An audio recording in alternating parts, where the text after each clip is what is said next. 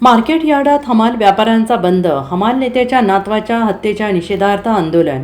वेदांत बंडकर या बालकाची गोळ्या घालून हत्या केल्याच्या निषेधार्थ शुक्रवारी मार्केट यार्ड आणि फळ मार्केटमधील हमाल व्यापाऱ्यांनी काम बंद आंदोलन केलं आहे। हल्लेखोरांना तातडीनं अटक करून कडक शिक्षा देण्याची मागणी करण्यात आली आहे। दरम्यान यार्डातील सौदे बंदमुळे कोट्यवधींची उलाढाल ठप्प झाली आहे।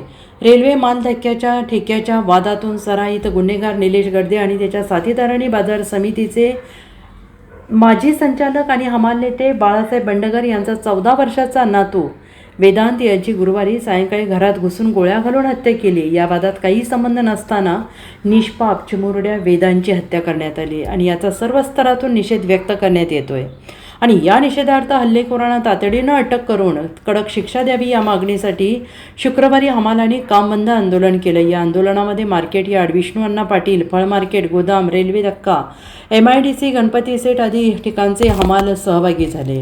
हमालांच्या काम बंद आंदोलनामुळे मार्केट यार्डमधील बेदाणा, हळद आणि गुळाचे सौदे बंद राहिले।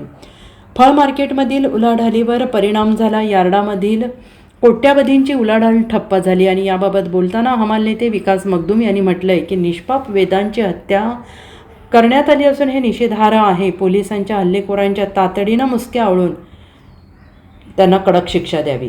Bureau report, SBN Marathi, Sangli.